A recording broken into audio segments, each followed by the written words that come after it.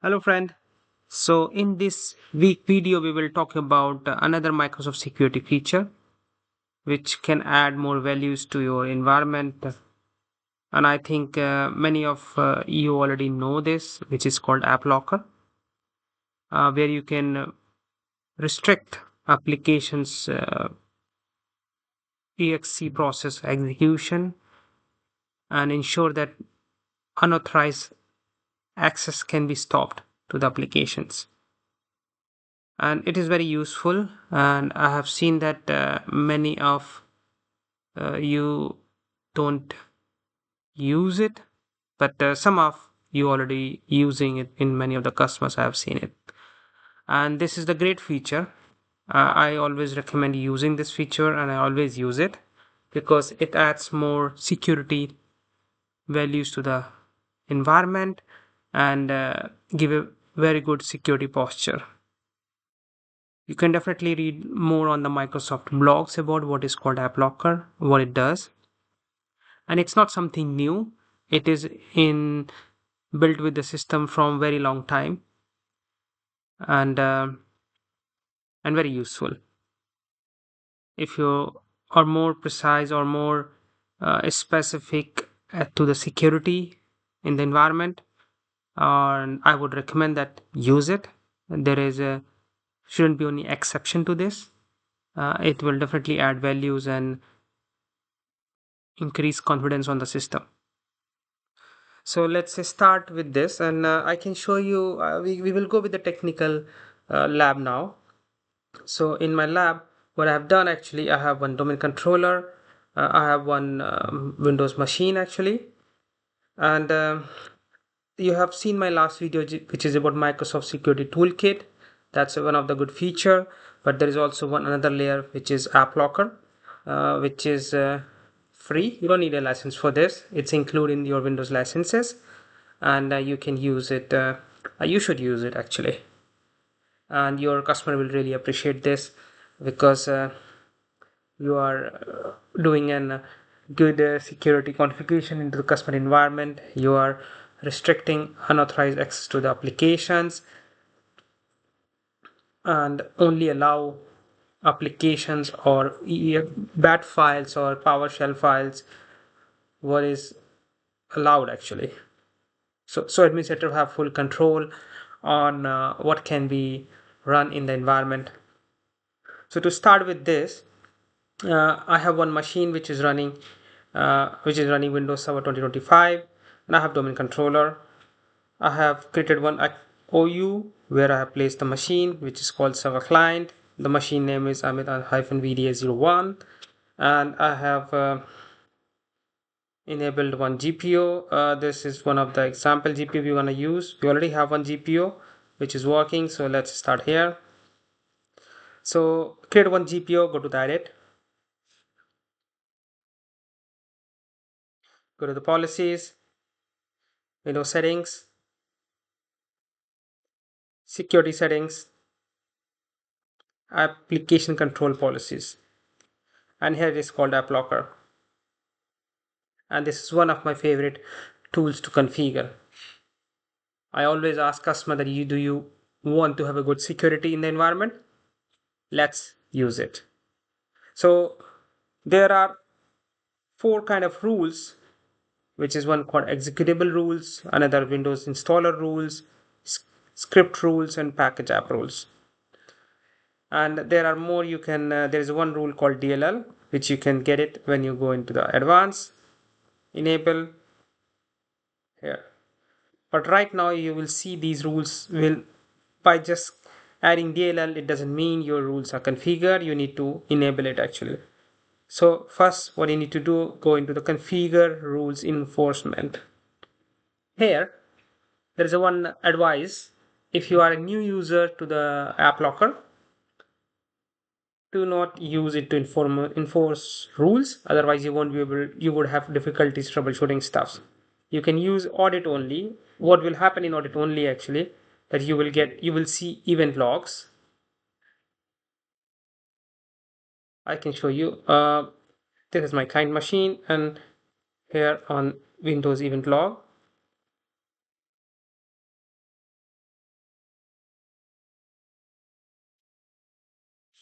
Mm.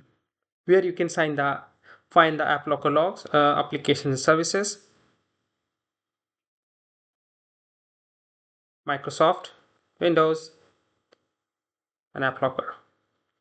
So here, if you have some rules configured, you will see the audits. You will see those as a warnings actually here. This will not be information, but I can show you some old examples about when, because it will execute your, it will check your all actions by the rules. Here are some deny rules, and I will show you what because I was creating a test for it, and there is same for the path. Okay, so here in these sections you can see logs regarding sections which kind of rules was blocking. So let's go back to the domain controllers, and I will say I don't want to use audit because I have been using this many years and I know how it is works. So I will take it in a force way.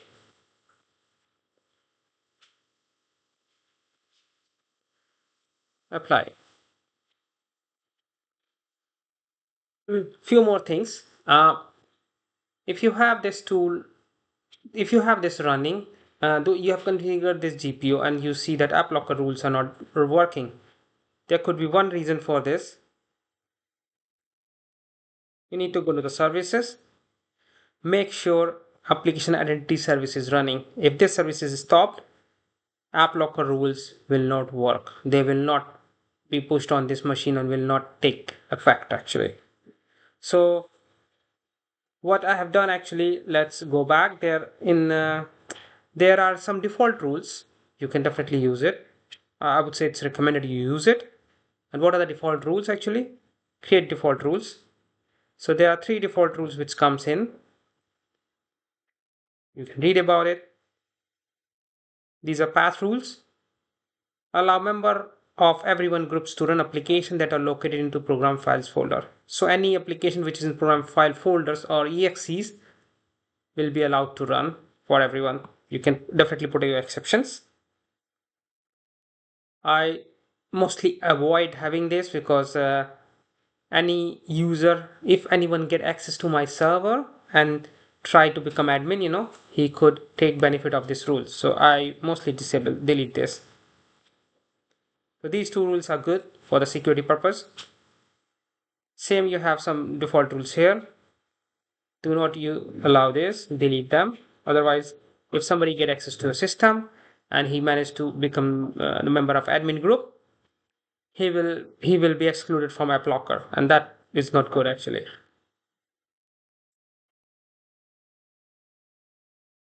So you can definitely read this. You can make changes according to your requirement. This is very easy to do actually, and I will show you because if you see the script rule says any script which is inside program files are allowed.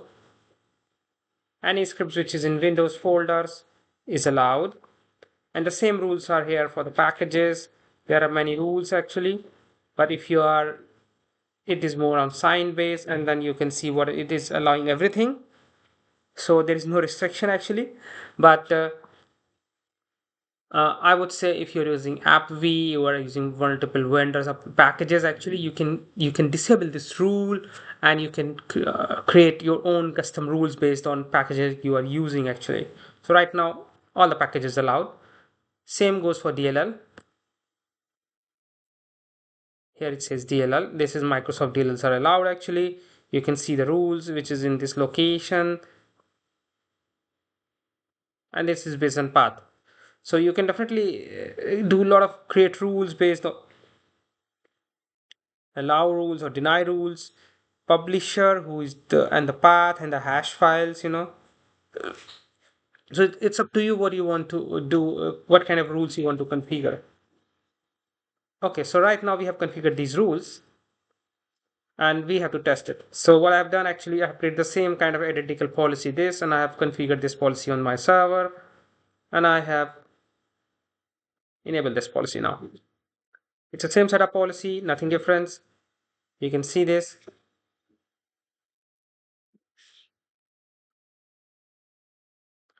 Let's make it the same.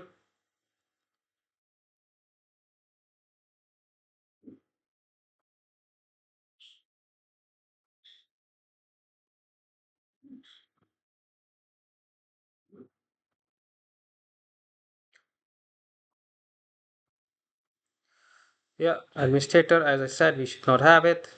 Let's delete it. Let's delete it. Let's delete it. Let's delete this. So now it's identical policy as we did before. We could create a package for rules, but I don't want to do this here because I want to have any specific rules I want to allow for the packages. Okay, let's close this. So what I've done, I have mapped this policy to the server client OU, where my server is client server is residing. I'm gonna do ngp update slash force.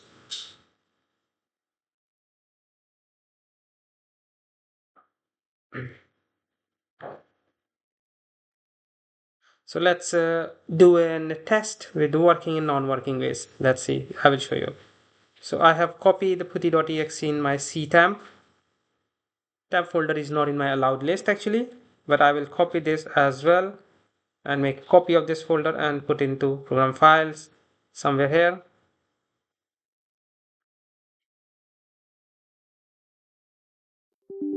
Now it's asking for my admin credentials. No worry because I'm trying to edit into my.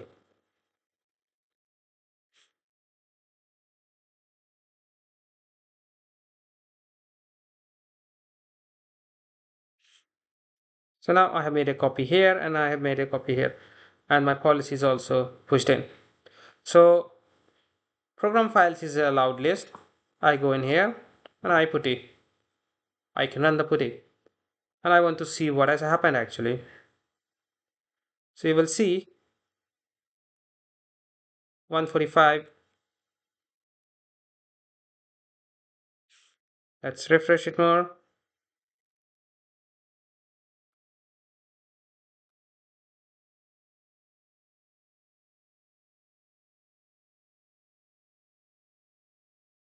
Here you see this rule says it was allowed.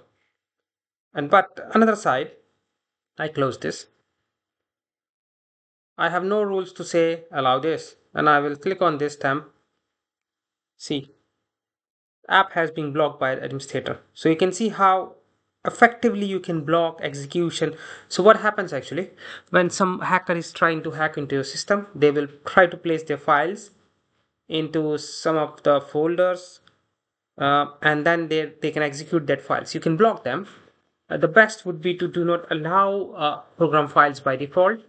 Create rules what you just want to allow actually, and rest you can deny. But then you need to have very good audit mode enabled and you read your whole system. Otherwise what will happen that you will jump into problems where users will come, you will be have problem in starting applications, executing application because the execution exe file might need some dlls and might be executing some scripts in the backend, and you have to do a lot of troubleshooting here. So I would say do more auditing and read it, understand your application, create a very hard rules into system, and you block them. So you only allow what is needed actually. Then you will create a very strong system, and you will stop your system from being affected by malware. You will stop your system being hacked by some hacker actually.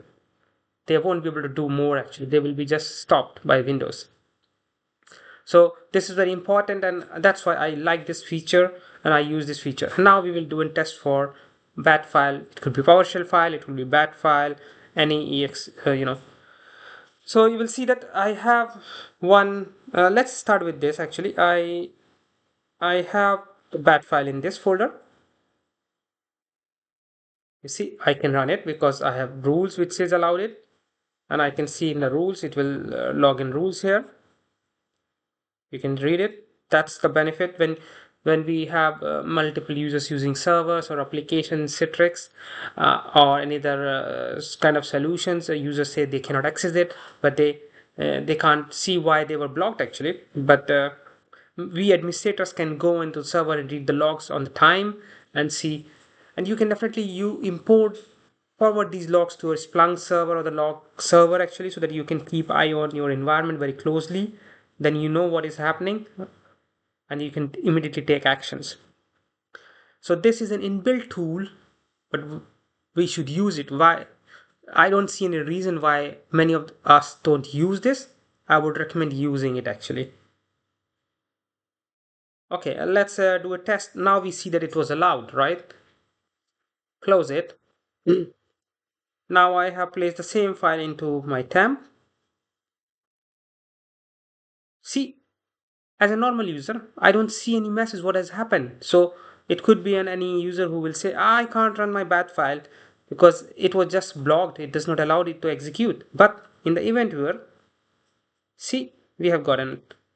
It says was striped ham that was preventing from running because there was a rule which is a stop for user this and then if you're collecting logs and you're good monitoring on the events you can definitely configure. When I'm in a with the customer side and they ask me what logs do we monitor, I always recommend these kind of logs to be monitored in the system, because if somebody's trying to hit your system or trying to hack your system, they will try to execute these stuff and then they will be logged in the event viewer, and then we can see in our log collection servers, or I would say Splunk is a very good tool, or you could have another ISD systems actually, or monitoring systems which can alert you immediately what is happening so that you can uh, ensure that you can take actions actually, I would say. So now you can see how effective it is, and I have only done the demo for the exe execution and MSI, scripts. You can create a lot of rules actually based on other features. So I would say that you can. There is a one tool which is Ivanti. I'm not sure how many have used it. I am a very good uh, user of Ivanti application. I have helped many customers in setting up Ivanti UWM solution, and in UWM. So in Ivanti we have three components which is called environment manager, application manager, and performance manager. Environment manager is same like you can use a replacement of the group policy and other settings actually you can push. And application control is same like an AppLocker, but it's more robust. You have a lot of rules there. You can configure which exe what users can execute, and exe which the exe can talk to which destination network actually. So it enhances more you. So I have been into many customers where we use AppLocker, Microsoft Security Toolkit, and Ivanti application control, application manager, and the component called ANEC, application control there, and it's very secure systems. We worked in building those, and I recommend customers, if you have funds, you have an opportunity to use Ivanti UWM, go for it. But you should still use the app locker in combinations. You will achieve more security in the system. I hope you like my video. Please share it further so that others can use these tips to implement into the customer environment and give a very secure system. Have a nice evening.